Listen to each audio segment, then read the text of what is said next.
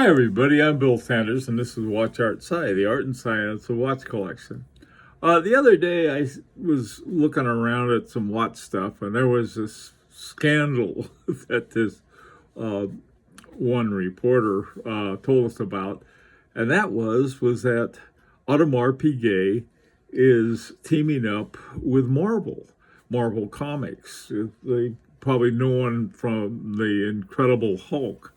And so it was thought, oh, we've got to change things. We can't let this go. So I went out and I checked out the Audemars Piguet, and there was a picture of Don Cheadle with I guess the CEO of Audemars Piguet, and they were doing something. I thought, Don Cheadle, he used to be on one of my favorite TV shows. I think it was on HBO. It's called House of Lies.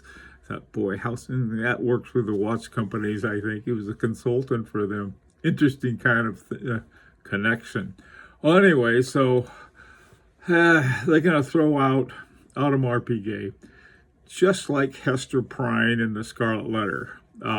This is basically what the argument was. They should be cast out of the Holy Trinity and wear the mark of an adulterer for consorting with Marvel. I don't know. That was how it struck me. I thought it was sort of funny. Well, anyway, I said, we're serious guys. We can't have. But I was thinking of the Hulk and then the Rolex Hulk. It's nothing new, guys.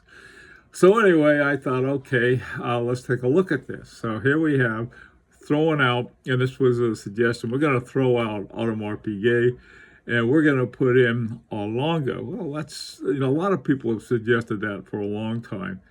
And so now what we would have Patek Philippe, Vacheron Constantin, and Longo. Well, the problem with that, though, is that 2 out of the 3 are now Richemont. They're both owned by Richemont. So I thought, okay, so let's try another tactic. And so what I thought would be a good idea, let's take a look at the winners of the Grand Prix d'Horologie de Genève. And what we'll do is we'll take the 3 companies that have won the most prizes, and they'll make them the new Holy Trinity. So I went back, looked them all up, and number 1 was Audemars Piguet. They won 13 Grand Prix awards. Number 2 was Vacheron Constantin, and number 3 was Piaget. But both Vacheron Constantin and Piaget are owned by Richemont. Not a problem. I'll just go down one more, and we'll see who's next. Well, next down, we ended up with Van Cleef & Arpels, and just by coincidence, it happens to be the watch that I have, and they've won a boatload of Grand Prix awards, mostly for women's watches, and mostly with movements by Audemars. So anyway, but again, Van Cleef & Arpels is owned by Richemont. So that's not going to work. So I thought, well, we'll go down one more and see what we got. So we go down, and this is the up along the top. You can see how many awards they won. Audemars Piguet has won 13, Vacheron Constantin 12, and now we get down to before it was Van Cleef & Arpels had won 9.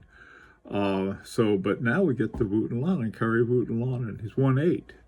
So that would be the new Holy Trinity. And I was thinking, wait a minute, we've cast it out. I thought the Audemars Piguet for its consorting with Marvel. So, that would be a scandal still. I thought, come on. The Holy Trinity has always been a marketing thing. And that's fine. But some people get like, oh, is it part of it or not part of it? Let me suggest another one that we might do, and that is have only one from each country. Well, right now these are from the Netherlands. We have Gronfeld, From Germany, Lang and Hein, and from Switzerland, F.P. Journe. Now, there's a much more broader. We could have from Japan, we could have Jaime Asoka and some other different places where people are making some really seriously good watches. But let's face it, one way or the other, it's just marketing. So I think a better choice would be to concentrate on what's in the watch, what's the craftsmanship, what's the movement, and what's the design. Okay, well, listen, I'd like to get your opinion on this. And until next time, this is Bill Sanders for Watch Art Sci, the art and science of watch collection.